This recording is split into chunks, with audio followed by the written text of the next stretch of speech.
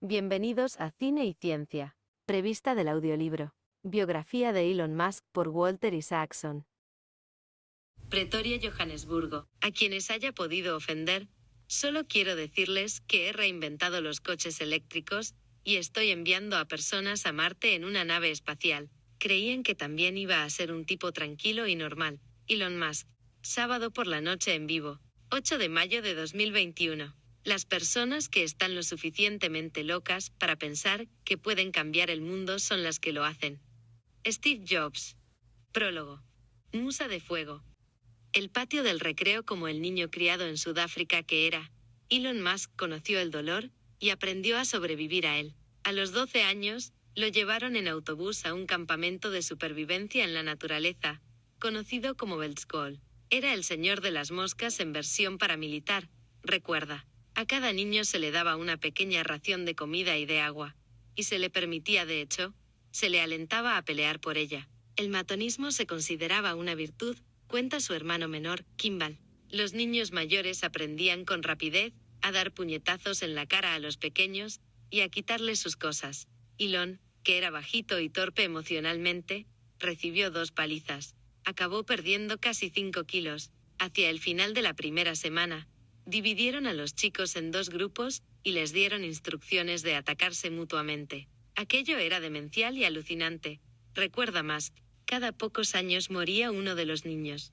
Los monitores solían contar esas historias a modo de advertencia. No seas tan estúpido como ese tonto de los cojones que murió el año pasado, decían. No seas el débil gilipollas. La segunda vez que Elon fue al Veldskol estaba a punto de cumplir los 16. Se había hecho mucho más corpulento, superaba el 1,80 m, tenía la complexión de un oso y había aprendido judo. Así pues, el Veldskol no estuvo tan mal. Descubrí por entonces que, si alguien me acosaba, podía pegarle un puñetazo fuerte en la cara y ya. No volvería a intimidarme, podían molerme a hostias, pero, si les había soltado un buen puñetazo en la cara, no volverían a por mí.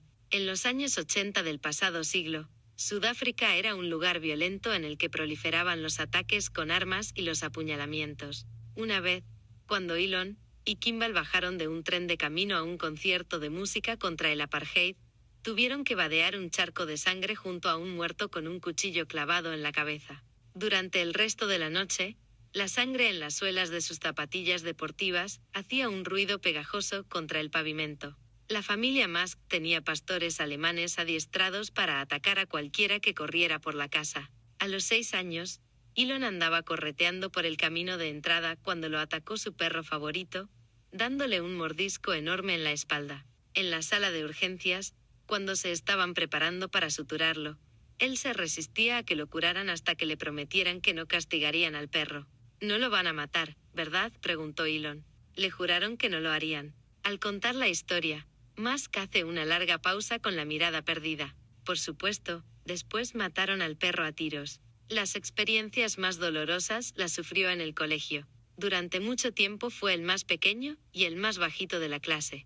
Le costaba captar los códigos sociales. No sentía empatía espontáneamente. Y tampoco tenía ni el deseo, ni el instinto de congraciarse con los demás. En consecuencia, solían perseguirlo los matones, que aparecían y le propinaban puñetazos en la cara. Si nunca has recibido un puñetazo, no tienes ni idea de cómo te afecta eso para el resto de tu vida, dice. En una asamblea escolar, un alumno que andaba haciendo payasadas con una pandilla de amigos tropezó con él. Elon lo empujó. Se produjo un intercambio verbal. El muchacho y sus amigos buscaron a Elon en el recreo, y lo encontraron comiéndose un sándwich. Se acercaron a él por detrás, le patearon la cabeza y lo empujaron por unas escaleras de hormigón. Se sentaron encima de él, y siguieron moliéndolo a palos y dándole patadas en la cabeza, cuenta Kimball, que había estado sentado con él. Cuando terminaron la faena, yo era incapaz de reconocer su cara. Era una bola de carne tan hinchada que apenas se le veían los ojos. Lo llevaron al hospital y faltó al colegio una semana. Décadas después, seguía sometiéndose a cirugía correctiva para intentar reparar los tejidos del interior de su nariz. Con todo, esas cicatrices eran leves comparadas con las emocionales infligidas por su padre, Errol Musk, un ingeniero, Un granuja y un carismático fantaseador que todavía sigue atormentando a Elon. Tras la pelea, Errol se puso del lado del chico que le había golpeado en la cara. Al muchacho acababa de suicidársele su padre, y Elon lo había llamado estúpido, asegura Errol. Elon tenía esa tendencia a llamar estúpida a la gente. ¿Cómo podía culpar yo a ese chaval?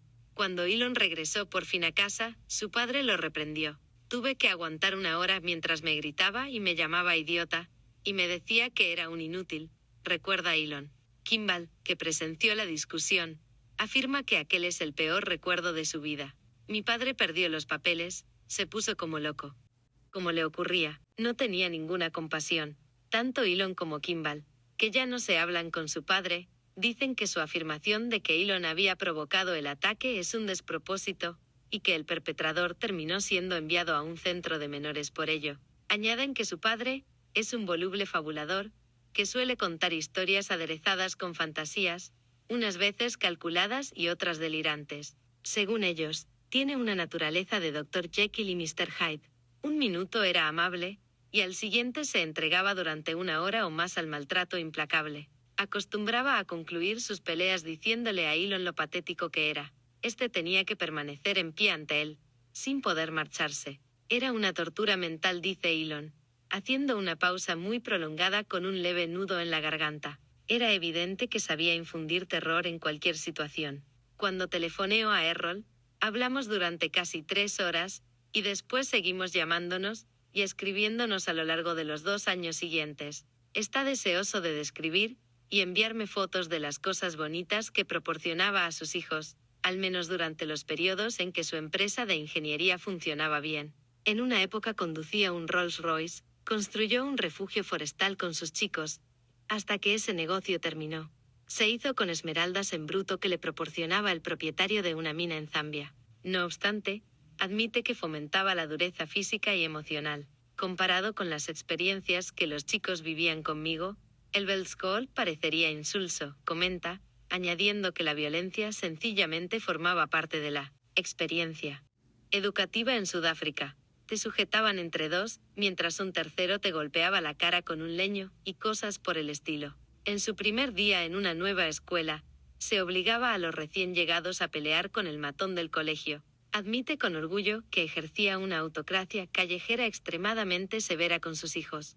Luego pone empeño en añadir que Elon aplicaría más adelante esa misma autocracia severa consigo mismo y con los demás. Me modeló la adversidad. Alguien dijo una vez que todo hombre intenta cumplir las expectativas de su padre o compensar los errores de este, escribió Barack Obama en sus memorias. Y supongo que eso puede explicar mi dolencia particular.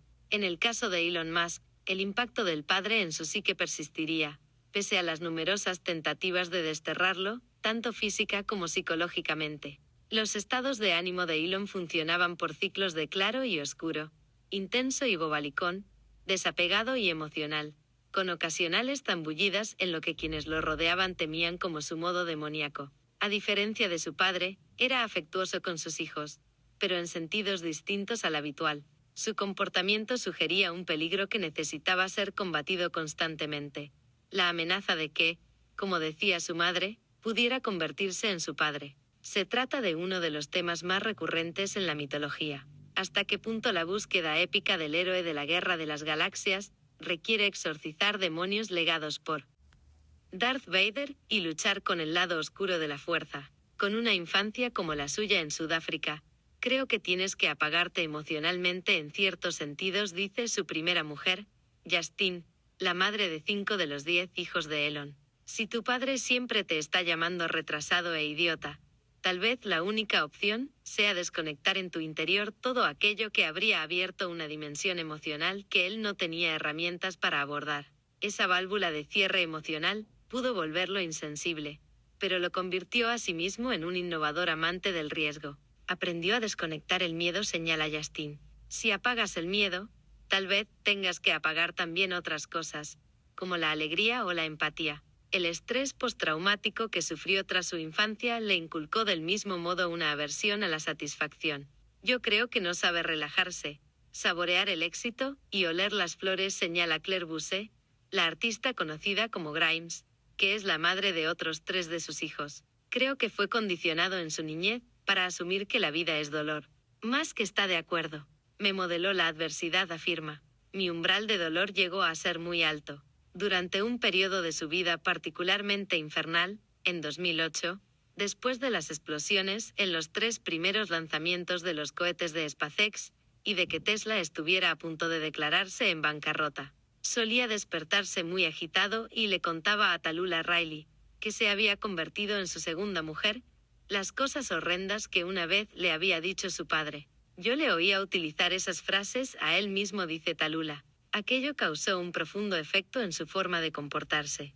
Cuando le invadían esos recuerdos, desconectaba, y parecía esfumarse tras sus ojos color de acero. Creo que no era consciente de cómo seguían afectándole esas cosas, porque pensaba en ellas como algo de su niñez, apunta Riley. Pero ha conservado una faceta infantil, casi atrofiada. Dentro del hombre, sigue todavía ahí como un niño en pie ante su padre. A raíz de todo ello, Musk desarrolló un aura que, en ocasiones, le daba un aire alienígena, como si con su misión a Marte quisiera regresar a casa y su deseo de fabricar robots humanoides revelase una búsqueda de parentesco. No nos sorprendería del todo que se arrancase la camisa y descubriésemos que no tiene ombligo y que no ha nacido en este planeta. No obstante, su infancia también lo hizo demasiado humano. Un chico duro aunque vulnerable que decidía embarcarse en aventuras épicas. Desarrolló un fervor que ocultaba su torpeza, y una torpeza que ocultaba su fervor. Ligeramente incómodo en su propio cuerpo, como un hombre corpulento que nunca fue un atleta, caminaba con la zancada de un oso guiado por una misión, y bailaba dando brincos que parecían aprendidos de un robot. Con la convicción de un profeta, hablaba de la necesidad de alimentar la llama de la conciencia humana, desentrañar el universo y salvar nuestro planeta. En un principio, yo interpretaba todo ello básicamente como juegos de rol, arengas para levantar la moral del equipo, y fantasías de podcast de un hombre niño que había leído en su momento, y con demasiada frecuencia, Guía del autoestopista galáctico. Sin embargo, cuanto más me topaba con ello, más llegué a creer que su idea de misión formaba parte de aquello que lo impulsaba. Mientras que otros, prendedores, afanaban por desarrollar una visión del mundo, él desarrollaba una visión cósmica. Su ascendencia y su crianza, junto con su cableado cerebral, lo hacían a veces cruel e impulsivo. Lo conducían asimismo a una tolerancia al riesgo alta en extremo. Podía calcularlo fríamente y también abrazarlo con febrilidad. Elon desea el riesgo como un fin en sí mismo, sostiene Peter Thiel, que se convirtió en su socio en los primeros tiempos de PayPal. Parece disfrutar con él, de hecho, a veces se diría que es adicto a él. Llegó a ser una de esas personas que se sienten más vivas cuando se aproxima un huracán. He nacido para la tormenta y la calma no va conmigo, dijo en cierta ocasión el presidente de Estados Unidos, Andrew Jackson. Lo mismo le sucede a Musk. Desarrolló una mentalidad de asedio que incluía una atracción, a veces un anhelo, por la tormenta y el drama, ambos intervinientes en las relaciones románticas que luchaba en vano por mantener. Se crecía en las crisis, los plazos y los aluviones salvajes de trabajo. Cuando se enfrentaba a desafíos tortuosos, la presión lo mantenía con frecuencia en vela durante la noche y le hacía vomitar, pero también le daba energía. Es un imán que atrae el drama, dice Kimball. Esa es su compulsión, el tema de su vida. Mientras escribía sobre Steve Jobs, su socio Steve Wozniak me sugirió que la gran pregunta que debía hacer era: ¿tenía que ser tan malvado, tan rudo y cruel, tan adicto al drama? Cuando le formulé la pregunta al propio Woz al final de mi relato, me contestó que, si él hubiera dirigido Apple, habría sido más amable, habría tratado a todos como si fueran su familia, y no habría despedido sumariamente a la gente. Luego hizo una pausa y añadió: pero si yo hubiera dirigido Apple, puede que nunca hubiésemos fabricado el Macintosh. Así pues, la pregunta sobre Elon Musk es: ¿podría haber sido más tranquilo sin dejar por ello de lanzarnos hacia Marte y hacia un futuro de vehículos eléctricos? A comienzos de 2022, después de un año marcado por 31 lanzamientos exitosos de cohetes por parte de SpaceX, por la venta de cerca de 1 millón de coches por parte de Tesla y por haberse convertido en el hombre más rico del planeta, Musk hablaba con arrepentimiento de su compulsión por provocar dramas. Necesito alejar mi actitud del modo crisis, me dijo, en el que llevo unos 14 años, o podría decirse que la mayor parte de mi vida. Se trataba de un comentario melancólico, no de un propósito de año nuevo. Incluso mientras hacía la promesa estaba comprando acciones de Twitter, el patio de recreo definitivo del mundo. Aquel abril hizo una escapada a la casa en Hawái de su mentor Larry Ellison, el fundador de Oracle, acompañado por la actriz Natasha Bassett, una novia ocasional. Le habían ofrecido un puesto en el consejo de Twitter, pero durante el fin de semana llegó a la conclusión de que aquello no era suficiente. Estaba en su naturaleza desear el control total. Así pues, decidió hacer una oferta hostil para comprar la empresa en su totalidad. Después voló a Vancouver para reunirse con Grimes. Permaneció allí con ella hasta las 5 de la madrugada jugando a un nuevo videojuego de rol, Elden Ring. En cuanto terminó, puso en marcha su plan y escribió en Twitter: «He hecho una oferta». A lo largo de los años, cada vez que estaba en un lugar oscuro, o se sentía amenazado, regresaba a los horrores del acoso sufrido en el patio del colegio. Ahora tenía la oportunidad de ser su dueño. Bienvenidos a Cine y Ciencia. Revista del audiolibro. Biografía de Elon Musk por Walter Isaacson. 1. Aventureros. Joshua y Winifred Aldeman. La atracción de Elon Musk por el riesgo era una característica de familia. Se puede decir que salió a su abuelo materno, Joshua Aldeman, un temerario aventurero de opiniones firmes, que se había criado en una granja en las áridas llanuras del centro de Canadá. Estudió técnicas quiroprácticas en Iowa, y posteriormente regresó a su ciudad natal cercana a Moose Jaw, donde domaba caballos, y hacía ajustes quiroprácticos a cambio de comida y alojamiento. Finalmente fue capaz de comprar su propia granja, pero la perdió durante la depresión de la década de 1930. En los años posteriores trabajó como vaquero, jinete de rodeo, y peón de la construcción. Su única constante era el amor por la aventura. Se casó y se divorció, viajó como un vagabundo en trenes de mercancías, y como polizón en un barco transoceánico. La pérdida de su granja le inculcó cierto sentimiento populista, y participó activamente en un movimiento conocido como Partido del Crédito Social, que propugnaba dar a los ciudadanos notas de crédito gratuitas que podrían usar como moneda. El movimiento tenía un sesgo fundamentalista conservador teñido de antisemitismo. Su primer líder en Canadá denunció una perversión de los ideales culturales, porque un número desproporcionado de judíos ocupan puestos de control. Aldeman llegó a ser presidente del Consejo Nacional del partido. También se alistó en un movimiento llamado Tecnocracia, que creía que el gobierno debía ser dirigido por tecnócratas en lugar de políticos. Fue legalizado temporalmente en Canadá debido a su oposición a la entrada del país en la Segunda Guerra Mundial. Aldeman desafió la prohibición publicando un periódico y respaldando el movimiento. En un momento dado quiso aprender bailes de salón, y fue así como conoció a Winifred Fletcher, cuya vena aventurera era igual a la suya. A los 16 años, consiguió un empleo en el Times Herald de Moose Jaw, pero ella soñaba con ser bailarina y actriz. Así pues, se largó en tren a Chicago y después a Nueva York. A su regreso, abrió una escuela de baile en Moose Jaw, a la que se presentó Aldeman para recibir clases. Cuando le pidió una cita para cenar, ella le respondió: «Yo no salgo con mis clientes». Entonces, él dejó las clases y volvió a pedírselo. Unos meses después le preguntó: «¿Cuándo te casarás conmigo?». Ella contestó: «Mañana». Tuvieron 4 hijos, incluidas las gemelas May y Kay, nacidas en 1948.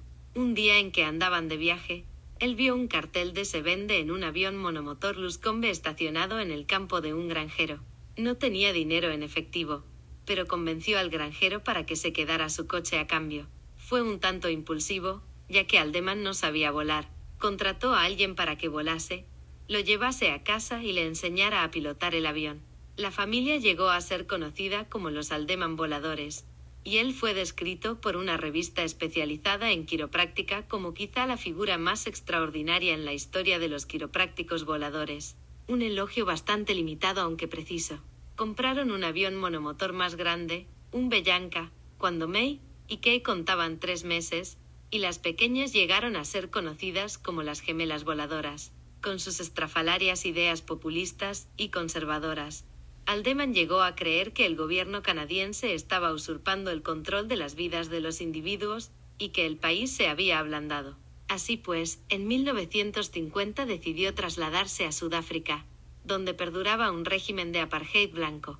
Desmontaron el Bellanca, lo embalaron y subieron a bordo de un carguero con destino a Ciudad del Cabo. Haldeman decidió que quería vivir en el interior, de modo que despegaron hacia Johannesburgo, donde la mayoría de los ciudadanos blancos eran anglohablantes, pero mientras sobrevolaban las inmediaciones de Pretoria, los jacarandás de color lavanda estaban en flor, y Haldeman anunció: «Nos quedaremos aquí». Cuando Joshua y Winifred eran jóvenes, un charlatán del espectáculo llamado William Hunt, conocido, al menos por él mismo como el Gran Farini, llegó a Musjo y contó historias sobre una antigua ciudad perdida que había visto al cruzar el desierto de Kalahari en Sudáfrica. Aquel fabulista le enseñó a mi abuelo fotografías que eran obviamente falsas, pero él creyó en su existencia y decidió que su misión consistía en redescubrirla. Cuenta más.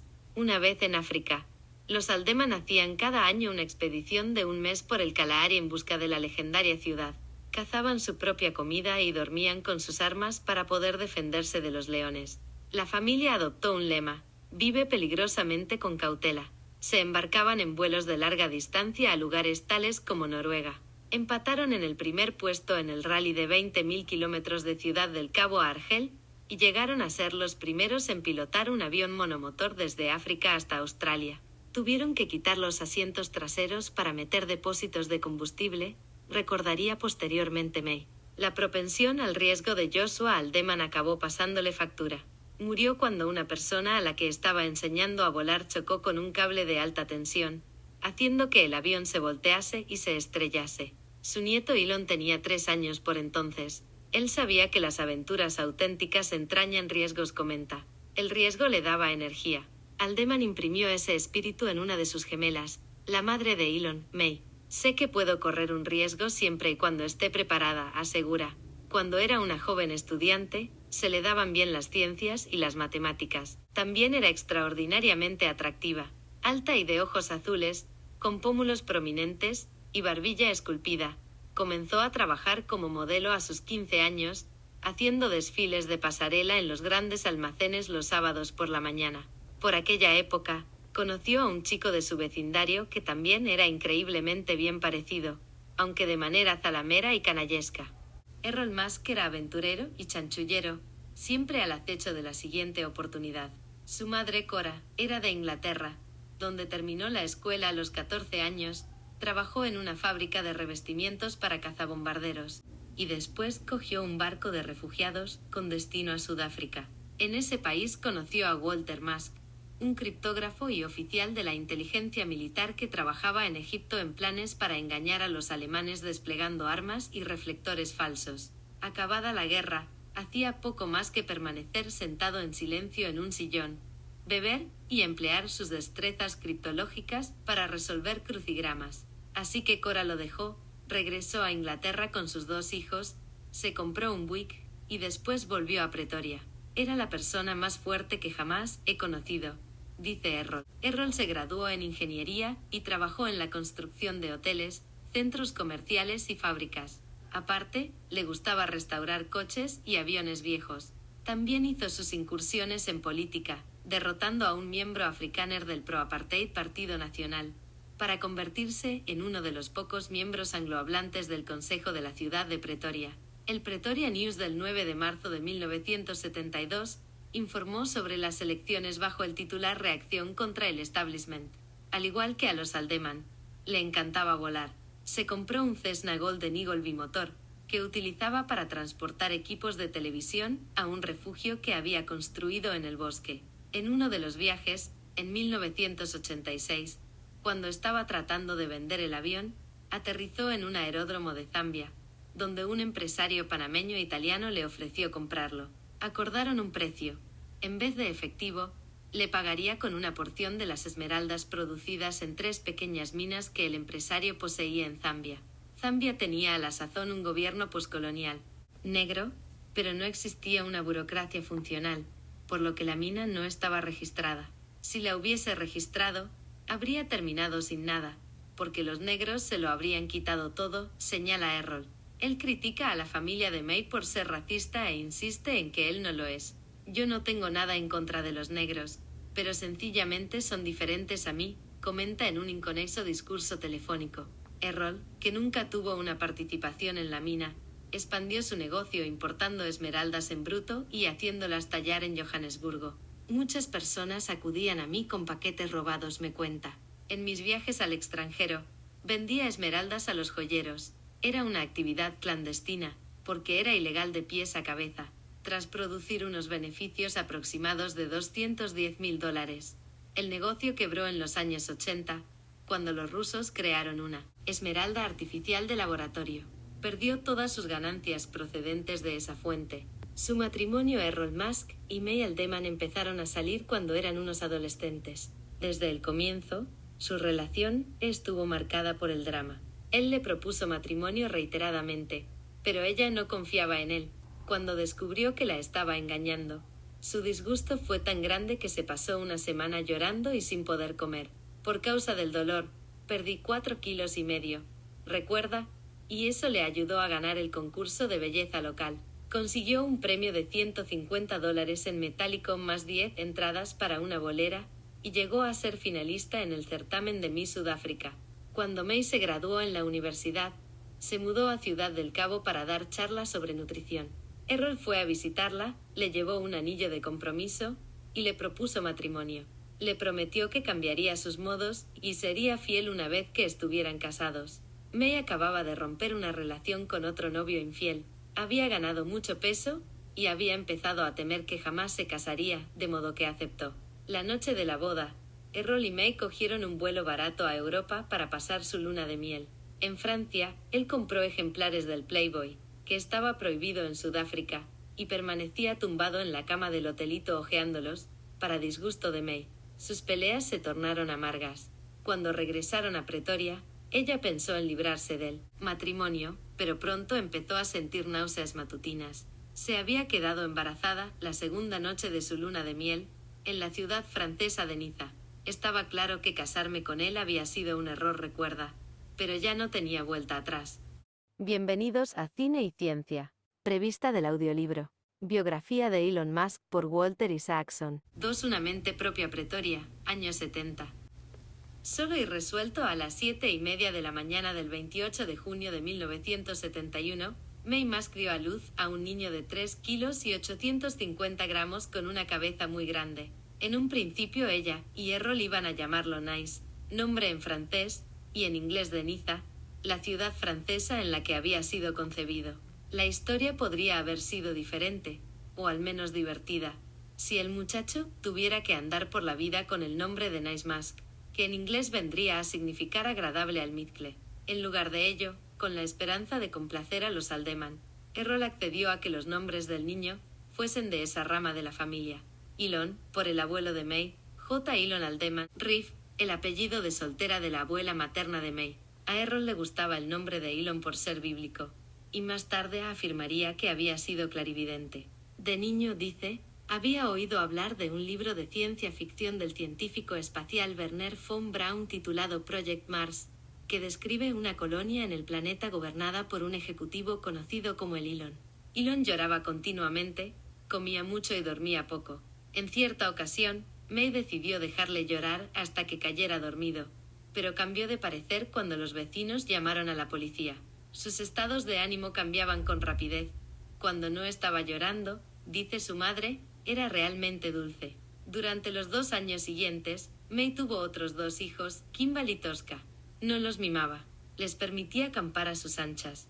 No tenían ningún canguro.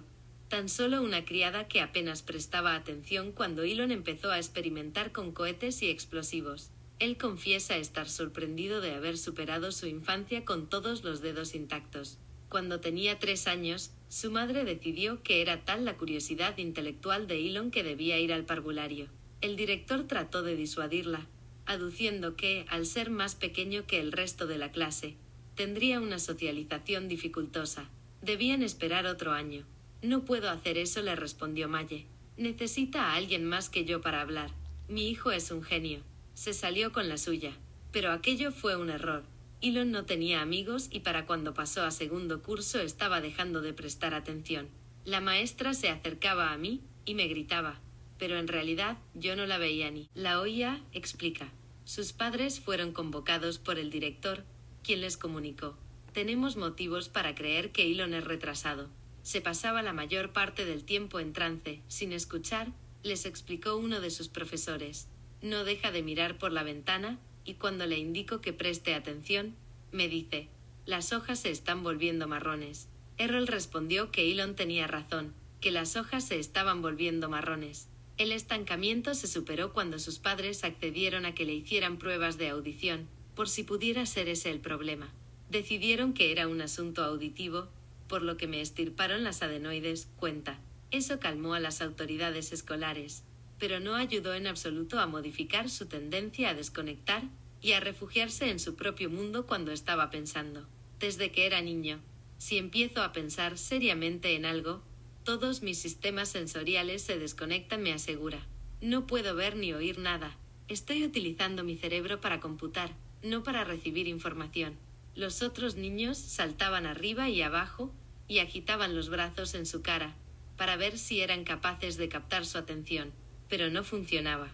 Cuando tiene esa mirada perdida, es preferible no interrumpir, señala su madre. Sus problemas sociales se agravaban con su negativa a soportar cortésmente a aquellos a quienes consideraba tontos. Empleaba con frecuencia la palabra estúpido. Una vez que empezó a ir al colegio, se volvió muy solitario y triste, cuenta su madre. Kimball y Tosca solían hacer amigos el primer día y llevarlos a casa, pero Elon nunca llevaba a nadie. Deseaba hacer amistades, pero no sabía cómo. En consecuencia, estaba solo, muy solo, y ese dolor se le quedó grabado. Cuando era niño, decía una cosa, recordaba a Elon en una entrevista en Rolling Stone durante un tumultuoso periodo de su vida amorosa en 2017. No quiero estar solo jamás. Eso era lo que solía decir. No quiero estar solo.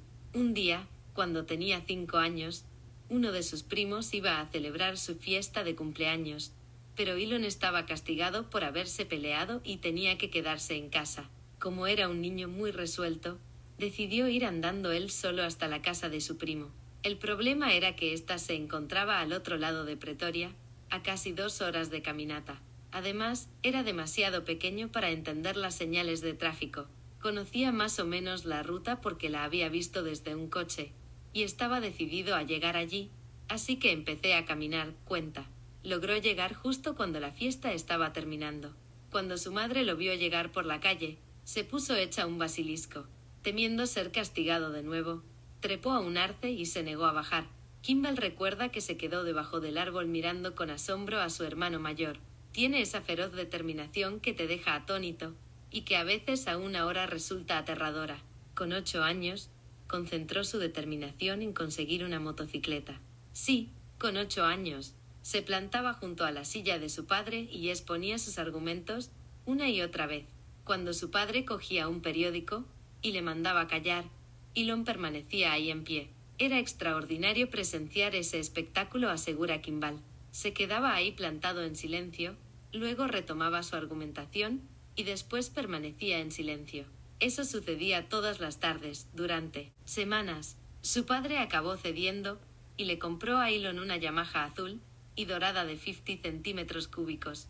Elon también acostumbraba a abstraerse y vagar a su aire, ajeno a lo que hacían los demás. En un viaje familiar a Liverpool para ver a unos parientes cuando tenía 8 años, sus padres los dejaron a él y a su hermano jugando solos en un parque. No estaba en su naturaleza quedarse quieto, de modo que empezó a deambular por las calles.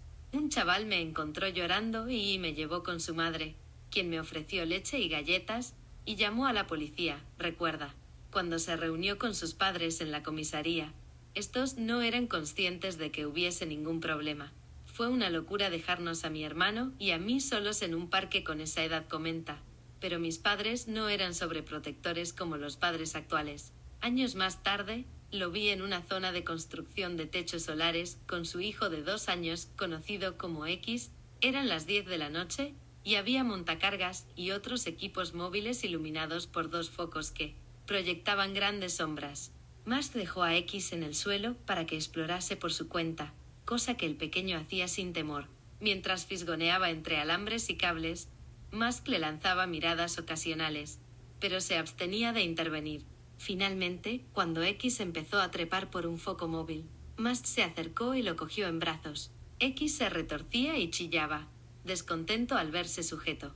Musk contaría más adelante, incluso bromeando, que tenía Asperger, un nombre común para una forma de trastorno del espectro autista que puede afectar a las habilidades sociales, las relaciones, la conectividad emocional y la autorregulación de una persona.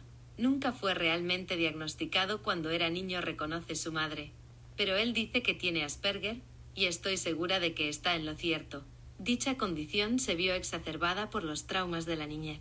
Tiempo después, en cualquier momento en que él se sintiera acosado o amenazado, dice su amigo Antonio Gracias, el síndrome de estrés postraumático se apoderaba de su sistema límbico, la parte del cerebro que controla las respuestas emocionales. Como resultado, se le daba mal captar los códigos sociales. Yo interpretaba literalmente lo que decía la gente, explica, y fue solo leyendo libros como comencé a aprender que las personas no siempre decían lo que pretendían decir en realidad. Tenía preferencia por las cosas más precisas, tales como la ingeniería, la física y la codificación. Al igual que sucede con todos los rasgos psicológicos, los demás que eran complejos e individualizados. Podía ser muy emotivo, sobre todo con sus hijos, y sentía agudamente la ansiedad que dimana de la soledad. Sin embargo, carecía de los receptores emocionales que producen la bondad y la calidez cotidianas, y el deseo de agradar. No estaba programado para tener empatía, o por decirlo en términos menos técnicos, podía ser un gilipollas. El divorcio. Meg y Errol Musk estaban en una celebración del Oktoberfest con otras 3 parejas, bebiendo cerveza y divirtiéndose, cuando un tipo de otra mesa silbó a May y la llamó sexy. Errol se puso furioso, pero no con aquel tipo. Tal como lo recuerda May, él se abalanzó sobre ella y estuvo a punto de golpearla, de modo que un amigo tuvo que sujetarlo. Ella huyó a casa de su madre. Con el tiempo, había ido enloqueciendo, contaría más tarde Maye. Me pegaba en presencia de los niños. Recuerdo que Tosca y Kimball lloraban en un rincón, y Elon, que tenía 5 años, lo golpeaba en la parte trasera de las rodillas para intentar detenerlo. Errol tacha las acusaciones de absolutamente disparatadas. Afirma que él adoraba a May, y con el paso de los años trató de recuperarla. Jamás en mi vida he puesto la mano encima a ninguna mujer, y desde luego a ninguna de mis esposas, asegura. Una de las armas femeninas es acusar al hombre de que la ha maltratado, llorar y mentir, y las armas del hombre son comprar y firmar. La mañana siguiente al altercado del Oktoberfest, Errol se presentó en la casa de la madre de May, se disculpó y le pidió a May que regresara con él. No te atrevas a volver a tocarla, le advirtió Winifred Aldeman. Si lo haces, se vendrá a vivir conmigo. May dice que jamás le pegó después de aquello, pero su maltrato verbal prosiguió. Solía decirle que era aburrida, estúpida y fea. El matrimonio nunca se recuperó. Errol reconocería posteriormente que había sido culpa suya. Tenía una mujer muy guapa, pero siempre había otras chicas más jóvenes y más guapas, decía. En realidad, yo amaba a May, pero la cagué. Se divorciaron cuando Elon tenía 8 años. May y los niños se mudaron a una casa en la costa cerca de Durban, a unos 610 kilómetros al sur del área D, donde ella compaginaba trabajos de modelo y de nutricionista. El dinero escaseaba. Compraba a sus hijos libros y uniformes de segunda mano, algunos fines de semana y vacaciones, los niños, pero habitualmente no Tosca, cogían el tren para ver a su padre en Pretoria. Él los mandaba de regreso sin ropa ni bolsas, así que tenía que comprarles ropa nueva cada vez, cuenta. Decía que yo acabaría volviendo con él, porque estaría asolada por la pobreza y sería incapaz de alimentarlos. A menudo tenía que desplazarse por algún trabajo de modelo, o para dar una conferencia sobre nutrición, y dejaba a los niños en casa. Nunca me sentí culpable por trabajar a tiempo completo, porque no me quedaba alternativa, dice. Mis hijos tenían que responsabilizarse de sí mismos. La libertad les enseñó a ser autosuficientes. Cuando se enfrentaban a un problema, tenía una respuesta típica. Te las arreglarás, tal como Kimball la recuerda. Mamá no era dulce ni tierna, y siempre estaba trabajando. Pero eso era un regalo para nosotros. Elon se convirtió en una persona nocturna, que permanecía despierta hasta el amanecer leyendo libros. Cuando veía encenderse la luz de su madre a las 6 de la madrugada, se metía en la cama y se dormía. Eso significaba que a ella le costaba levantarlo a tiempo para el colegio. Y las noches que ella pasaba fuera, a veces él no llegaba a clase hasta las 10. Tras recibir llamadas de la escuela, Errol inició una batalla por la custodia y logró que enviaran citaciones a los profesores de Elon, al agente de modelos de May y a sus vecinos. Justo antes de ir a juicio, Errol abandonó el caso. Cada pocos años, iniciaba una nueva acción judicial y luego retiraba la demanda. ¿Cuándo? Tosca cuenta esas historias. Empieza a llorar. Recuerdo a mamá ahí sentada, sollozando en el sofá. Yo no sabía qué hacer. Lo único que podía hacer era abrazarla. Tanto May como Errol se sentían atraídos por la intensidad dramática más que por la felicidad doméstica, un rasgo que transmitirían a sus descendientes. Después de su divorcio, May comenzó a salir con otro maltratador. Los niños lo odiaban y ocasionalmente le metían petardos diminutos en sus cigarrillos, que explotaban cuando los encendía. Poco después de que aquel hombre le propusiera matrimonio, dejó embarazada a otra mujer. Era una amiga mía, me contó Maye. Habíamos trabajado juntas como modelos. Bienvenidos a Cine y Ciencia. Prevista del audiolibro. Biografía de Elon Musk por Walter Isaacson. 3. La vida con el padre Pretoria. Años 80. La mudanza a los 10 años. Musk tomó una decisión fatídica, que lamentaría más adelante. Decidió irse a vivir con su padre. Cogió por su cuenta el peligroso tren nocturno de Durban a Johannesburgo. Cuando divisó a su padre, que lo esperaba en la estación, empezó a resplandecer de satisfacción, como el sol, dice Errol. «Hola, papá, vamos a comer una hamburguesa», gritó. Aquella noche, se metió en la cama de su padre y durmió allí. ¿Por qué decidió irse a vivir con su padre? Cuando se lo preguntó, Elon suspira y guarda silencio durante casi un minuto. Mi padre estaba solo, tremendamente solo, y creía que debía hacerle compañía, me comenta al fin. Utilizaba artimañas psicológicas conmigo. También adoraba a su abuela Cora, la madre de Errol, a quien llamaban Nana. Ella lo convenció de que era injusto que su madre tuviera a los 3 hijos, y su padre a ninguno. En ciertos sentidos, el traslado no fue tan sorprendente. Elon contaba 10 años, era socialmente torpe y no tenía amigos. Su madre era cariñosa, pero estaba saturada de trabajo, andaba distraída y era vulnerable. Su padre, en cambio, era jactancioso y varonil, un tipo corpulento con manos grandes y una presencia fascinante. Su carrera tuvo muchos altibajos, pero en aquel momento nadaba en la abundancia. Poseía un Rolls Royce, corniche descapotable dorado, y, lo que era más importante, 2 enciclopedias, montones de libros y un surtido de herramientas de ingeniería. El caso es que Elon, que aún era un niño pequeño, decidió vivir con él. Resultó ser una idea realmente mala, reconoce. Todavía no sabía lo horrible que era mi padre. 4 años más tarde, lo siguió Kimball. Yo no quería dejar a mi hermano solo con él, explica Kimball. Mi padre logró que mi hermano fuese a vivir con él haciéndole sentirse culpable, y luego hizo otro tanto conmigo. ¿Por qué escogió marcharse a vivir con alguien que le infligía dolor?, preguntaba May Musk 40 años más tarde. ¿Por qué no prefirió un hogar feliz?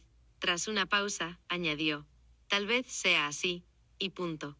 Cuando los chicos se mudaron a su casa, ayudaron a Errol a construir un refugio para alquilar a los turistas en la reserva de caza de Timbabati, un prístino tramo de bosque a unos 480 kilómetros al este de Pretoria. Durante la construcción, dormían por la noche al calor de una hoguera, con rifles Browning para protegerse de los leones. Los ladrillos estaban hechos de arena de río y el tejado era de hierba.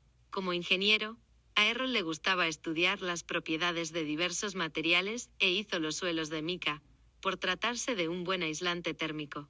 Los elefantes en busca de agua arrancaban con frecuencia las tuberías, y los monos irrumpían con regularidad en los salones y hacían sus necesidades, por lo que los chicos tenían mucho trabajo.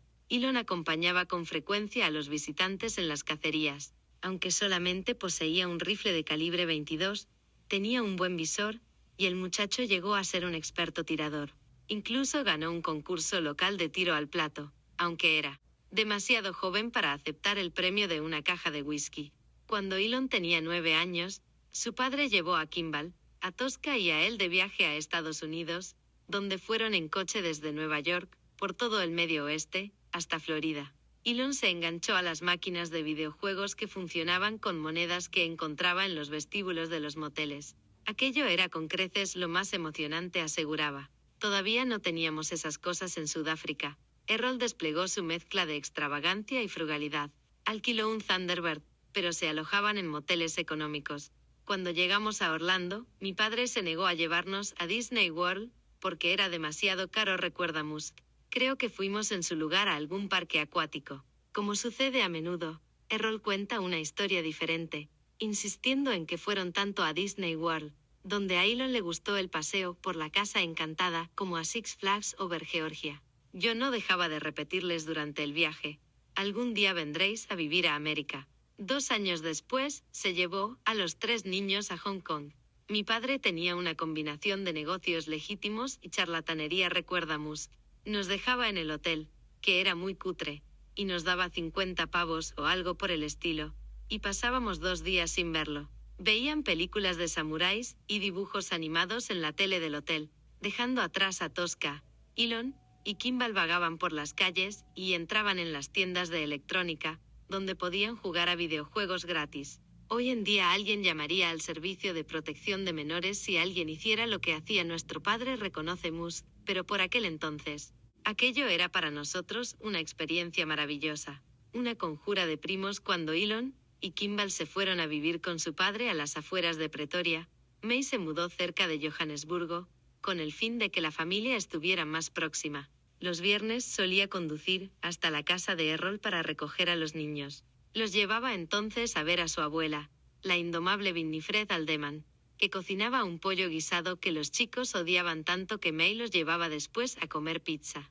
Por lo general, Elon y Kimball pasaban la noche en la casa anexa a la de su abuela, en la que vivían la hermana de May, Kay Ribe, y sus 3 hijos varones. Los 5 primos, Elon y Kimball Musk, y Peter, Lyndon y Ras Ribe, se convirtieron en una tropa de aventureros en ocasiones beligerantes. May era más indulgente y menos protectora que su hermana, por lo que conspiraban con ella cuando tramaban una aventura. Si queríamos hacer algo como ir a un concierto en Johannesburgo, ella le decía a su hermana: esta tarde voy a llevarlos al campamento de la iglesia, cuenta Kimball. Luego nos dejaba y nos marchábamos a hacer nuestras travesuras. Esas excursiones podían ser peligrosas. Recuerdo que una vez se detuvo el tren, se desató una pelea tremenda y vimos cómo apuñalaban a un tipo en la cabeza, cuenta Peter Ribe. Nosotros estábamos escondidos dentro del vagón. Entonces se cerraron las puertas y volvimos a ponernos en marcha. A veces subía al tren una pandilla para dar caza a sus rivales, arrasando por los vagones y disparando con ametralladoras. Algunos de los conciertos eran protestas anti-apartheid, como uno de 1985 en Johannesburgo que atrajo a 100.000 personas. A menudo estallaban reyertas.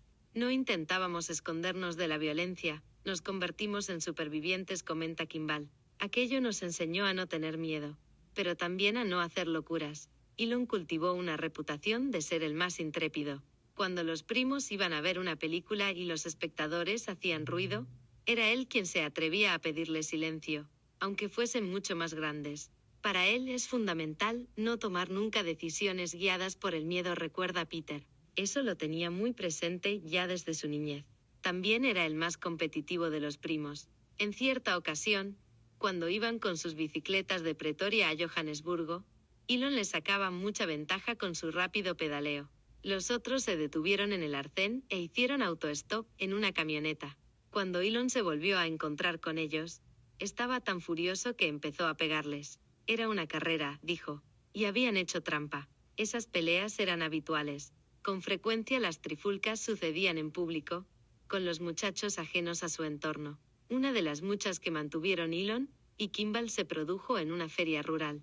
Se pelearon a puñetazo limpio en el suelo, recuerda Peter. La gente estaba espantada, y tuve que decir a la multitud: no es para tanto, esos tíos son hermanos. Aunque las peleas solían ser por pequeñeces, podían tornarse feroces. La manera de ganar era ser el primero en soltar un puñetazo o en dar una patada en las pelotas al otro, cuenta Kimball. Eso ponía fin a la pelea porque no puedes seguir si te revientan las pelotas. El estudiante Musk era un buen estudiante, pero no el mejor de la clase. Con 9 y 10 años sacaba sobresalientes en inglés y en matemáticas. Capta con rapidez los nuevos conceptos matemáticos, señalaba su profesor. Sin embargo, siempre se repetía el mismo estribillo en los comentarios de su boletín de notas. trabaja sumamente despacio, o bien por sus ensoñaciones, o bien porque anda haciendo lo que no debería. Rara vez termina sus tareas. El año próximo debe concentrarse en su trabajo, y no soñar despierto durante la clase. Sus composiciones muestran una vívida imaginación, pero no siempre finaliza a tiempo. Su nota media al llegar al instituto era de 83 sobre 100. Tras sufrir acoso y palizas en un instituto público, su padre lo trasladó a una escuela privada, Pretoria Boys High School.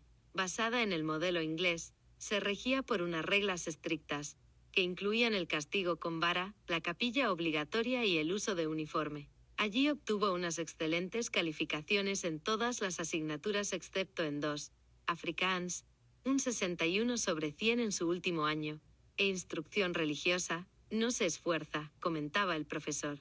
En realidad, no iba a emplearme a fondo en cosas que, a mi parecer, no tenían sentido, explica.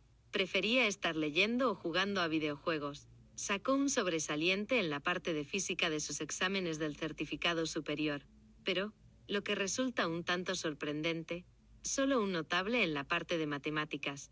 En su tiempo libre, le gustaba fabricar pequeños cohetes y experimentar con diferentes mezclas, como cloro de piscina y líquido de frenos, con el fin de ver cuál explotaba más fuerte. También aprendía trucos de magia y a hipnotizar a las personas, como cuando en cierta ocasión convenció a Tosca de que era una perra y le hizo comer panceta cruda. Como harían más tarde en Estados Unidos, los primos ponían en práctica varias ideas emprendedoras. Una Pascua, prepararon huevos de chocolate, los envolvieron en papel de aluminio y los vendieron de puerta en puerta. Kimball ideó un ingenioso plan. En lugar de venderlos más baratos que los huevos de Pascua de la tienda, incrementaron su precio. A algunas personas les echaba para atrás cuenta, pero nosotros les decíamos, en realidad, están apoyando ustedes a unos futuros capitalistas. La lectura le continuaba sirviendo a más de refugio psicológico. A veces se sumergía en los libros toda la tarde, y la mayor parte de la noche, 9 horas de un tirón. Cuando la familia iba a casa de alguien, él desaparecía en la biblioteca de sus anfitriones. Cuando iban a la ciudad, él deambulaba a su aire, y más tarde lo encontraban en una librería, sentado en el suelo, y en su propio mundo. También le fascinaban los cómics. Le impresionaba la pasión inquebrantable de los superhéroes. Siempre están intentando salvar el mundo, con sus calzoncillos por fuera o con esos trajes de hierro muy ajustados, lo cual resulta muy extraño si se piensa bien. Pero están intentando salvar el mundo. Musk se leyó las 2 enciclopedias de su padre, y llegó a ser, a juicio de su benévola madre y su hermana, un genio. Para otros chicos, sin embargo, era un irritante. Pollón. Mirad la luna. Debe de estar a 1.000.000 de kilómetros, exclamó en cierta ocasión uno de sus primos. Elon replicó, no, está a 385.000 kilómetros aproximadamente, dependiendo de la órbita. Un libro que encontró en el despacho de su padre describía grandes invenciones que se harían en el futuro. Al volver del colegio, solía meterme en un cuarto contiguo al despacho de mi padre, y lo leía una y otra vez, cuenta. Entre las ideas estaba un cohete impulsado por un propulsor de hierro, que utilizaría partículas en lugar de gas para la propulsión. A altas horas de la noche, en la sala de control de su base de cohetes en el sur de Texas, Musk me describió el libro con pelos y señales, incluido el funcionamiento de un propulsor de hierro en él. Vacío. Aquel libro fue lo que me hizo pensar por primera vez en ir a otros planetas, me dijo. Bienvenidos a Cine y Ciencia. Prevista del audiolibro. Biografía de Elon Musk por Walter Isaacson. 4. El buscador Pretoria, años 80. Crisis existencial cuando Musk era joven. Su madre comenzó a llevarlo a la escuela dominical de la iglesia anglicana local, donde ella era catequista. Aquello no salió bien. May contaba sus historias de la Biblia y él las cuestionaba. ¿Qué quieres decir con lo de que las aguas quedaron divididas?, preguntaba. Eso no es posible. Cuando ella contó la historia de que Jesús dio de comer a la multitud con panes y con peces, él respondió que las cosas no pueden materializarse de la nada. Al estar bautizado, se esperaba que recibiese la comunión. Pero también empezó a cuestionarse eso. Tomaba el cuerpo y la sangre de Cristo, lo cual resulta extraño cuando eres un niño, comenta. Yo decía, ¿qué demonios es esto? ¿Es acaso una extraña metáfora del canibalismo? May optó por permitir que Elon se quedase en casa leyendo los domingos por la mañana. Su padre, que era más temeroso de Dios, explicó a Elon que había cosas que no se podían conocer mediante nuestros limitados sentidos y mentes. No hay pilotos ateos, solía decirle, y Elon añadía, no hay ateos en época de exámenes. Pero pronto tuvo claro que la ciencia podía explicar las cosas, y que no había ninguna necesidad de conjurar a un creador o una deidad que interviniera en las vidas de las personas. Cuando llegó a la adolescencia, empezó a carcomerlo la idea de que faltaba algo. Ni las explicaciones religiosas, ni las científicas de la existencia, dice, abordaban los interrogantes realmente importantes, como de dónde surgió el universo y por qué existe. La física podía enseñarlo todo acerca del universo, excepto el por qué. Ello lo condujo a lo que él define como su crisis existencial adolescente. Comencé a intentar descifrar el sentido de la vida y del universo, dice, y me deprimía de veras la posibilidad de que la vida careciera de sentido. Como buen ratón de biblioteca, abordaba esas cuestiones mediante la lectura. Al principio cometió el típico error de los adolescentes angustiados y leyó a los filósofos existencialistas, como Nietzsche, Heidegger y Schopenhauer. Eso produjo el efecto de convertir la confusión en desesperación. No recomiendo leer a Nietzsche en la adolescencia, señala. Por fortuna, fue salvado por la ciencia ficción, ese manantial de sabiduría para los chicos amantes de los juegos con intelectos hiperactivos. Devoró la sección entera de ciencia ficción de su escuela y de las bibliotecas locales, y luego presionó a los bibliotecarios para que encargasen más libros del género. Una de sus novelas favoritas era La luna es una cruel amante, de Robert Heinlein, sobre una colonia penal en la luna que es administrada por una supercomputadora apodada Mike capaz de adquirir autoconciencia y sentido del humor. La computadora sacrifica su vida durante una rebelión en la colonia penal. El libro explora un asunto que llegaría a ser capital en la vida además. Se desarrollará la inteligencia artificial de formas que beneficien y protejan a la humanidad o desarrollarán las máquinas intenciones propias, y se convertirán en una amenaza para los humanos. Ese es un tema crucial en lo que sería otra de sus lecturas favoritas, los relatos sobre robots de Isaac Asimov. En ellos se formulan leyes de la robótica que están diseñadas para asegurarse de que los robots no se descontrolen. En la escena final de su novela de 1985 Robots e Imperio, Asimov expone la más fundamental de esas leyes, denominada Ley Cero. Un robot no puede dañar a la humanidad ni, por inacción, permitir que la humanidad sufra daños. Los héroes de la serie Fundación desarrollan un plan para enviar colonos a regiones remotas de la galaxia, con el fin de preservar la conciencia humana frente a una inminente edad oscura. Más de 30 años después, Musk lanzó un tuit sobre cómo esas ideas motivaron su afán por convertir a los humanos en una especie espacial y por poner la inteligencia artificial a su servicio.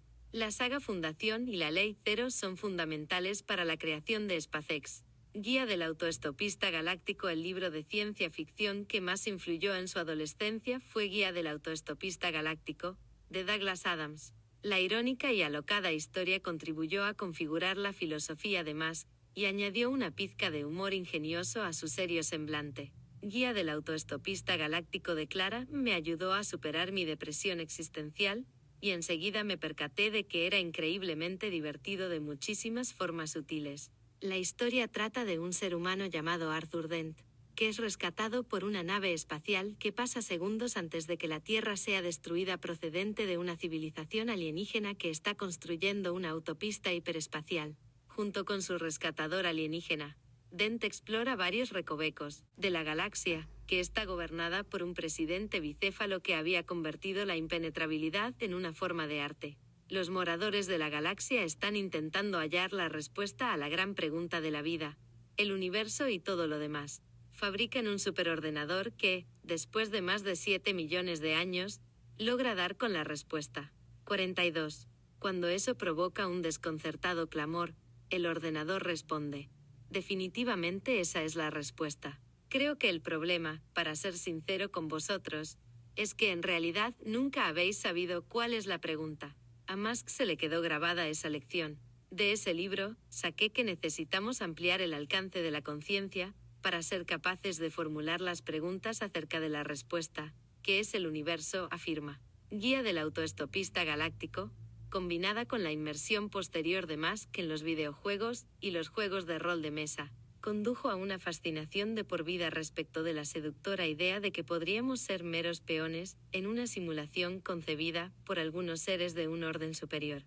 Como escribe Adams, hay una teoría que sostiene que si alguien descubre alguna vez para qué existe exactamente el universo y por qué está aquí, este desaparecerá instantáneamente y será reemplazado por algo más extraño e inexplicable. Todavía, hay otra teoría que afirma que esto ya ha sucedido. Blastar a finales de la década de 1970, el juego de rol Dragones y mazmorras se convirtió en una obsesión muy popular para la tribu global de GX. Elon, Kimball y sus primos Rive se sumergieron en el juego, que consiste en sentarse alrededor de una mesa y, guiados por fichas de personajes y el lanzamiento de los dados, embarcarse en aventuras fantásticas. Uno de los jugadores hace de Dungeon Master, o amo del calabozo, arbitrando la acción. Elon solía desempeñar este rol de moderador y, sorprendentemente, lo hacía con tacto. Ya de niño, Elon mostraba un montón de comportamientos y estados de ánimo distintos, asegura su primo Peter Rive. Como amo del calabozo, era paciente en extremo, lo que, por mi experiencia, no siempre encaja con su personalidad genuina. Ya sabe a qué me refiero. A veces ocurre, y cuando sucede es verdaderamente maravilloso. En vez de presionar a su hermano y a sus primos, adoptaba una actitud muy analítica para describir las opciones que tenían estos en cada situación. Se inscribieron juntos en un torneo en Johannesburgo, en el que eran los jugadores más jóvenes. El amo del calabozo del torneo les asignó su misión. Tenéis que salvar a esta mujer averiguando qué jugador es el villano y matándolo. Elon miró al amo del calabozo y le dijo: creo que tú eres el villano. Así que lo mataron. Elon estaba en lo cierto, y el juego, que supuestamente debía durar unas cuantas horas, terminó. Los organizadores los acusaron de haber hecho trampa de alguna manera, y en un principio, trataron de negarles el premio, pero Musk se salió con la suya. Esos tipos eran idiotas, dice. Era totalmente evidente. Musk vio su primer ordenador a los 11 años. Estaba en un centro comercial de Johannesburgo, y permaneció plantado delante durante unos minutos tan solo contemplándolo. Había leído revistas de informática a Clara, pero en realidad nunca había visto un ordenador. Al igual que hiciera con la motocicleta, persiguió a su padre para que le comprase uno. Errol estaba extrañamente en contra de los ordenadores, pues clamaba que solo servían para perder el tiempo con los videojuegos, pero no para la ingeniería. Así pues, Elon ahorró dinero de sus trabajos ocasionales y se compró un Commodore VIC-20, uno de los primeros ordenadores personales. Con él podía jugar a videojuegos tales como Galaxian y Alpha Blaster, en los que un jugador intenta proteger la Tierra de los invasores alienígenas. El ordenador incluía un curso de programación en BASIC, que constaba de 60 horas de lecciones. Lo hice en 3 días, sin dormir apenas, recuerda. Unos meses después, arrancó un anuncio de un congreso sobre ordenadores personales en una universidad, y le dijo a su padre que deseaba asistir. Una vez más, este se resistió. Era un seminario caro, unos $400, y no iba dirigido a los niños. Elon respondió que era esencial, y se plantó junto a su padre mirándole. Durante los días siguientes, Elon sacaba el anuncio del bolsillo y renovaba su petición. Finalmente, su padre logró convencer a la universidad de que le hiciesen una rebaja para que Elon asistiese desde el fondo de la sala. Cuando Errol fue a recogerlo al terminar, encontró a Elon interactuando con 3 de los profesores. Este niño debe hacerse con un ordenador nuevo, declaró uno de ellos. Después de bordar una prueba de habilidades de programación en su escuela, consiguió un IBM PC XT y aprendió a programar por su cuenta usando Pascal y Turbo C++.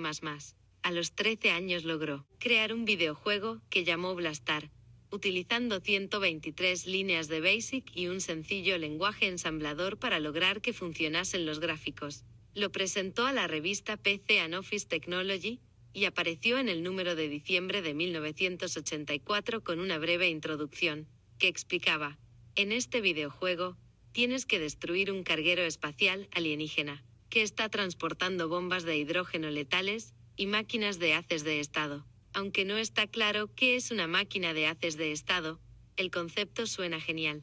La revista le pagó $500, y él procedió a escribir y venderle otros 2 videojuegos, uno del estilo de Donkey Kong y el otro simulando la ruleta y el blackjack. Así comenzó una adicción de por vida a los videojuegos. Si estás jugando con Elon, juegas sin parar hasta que finalmente tienes que comer, comenta Peter Ribe. En un viaje a Durban, Elon descubrió cómo piratear las máquinas de videojuegos en un centro comercial. Logró hacer un puente en el sistema para poder jugar durante horas sin monedas. Después se le ocurrió una idea más ambiciosa.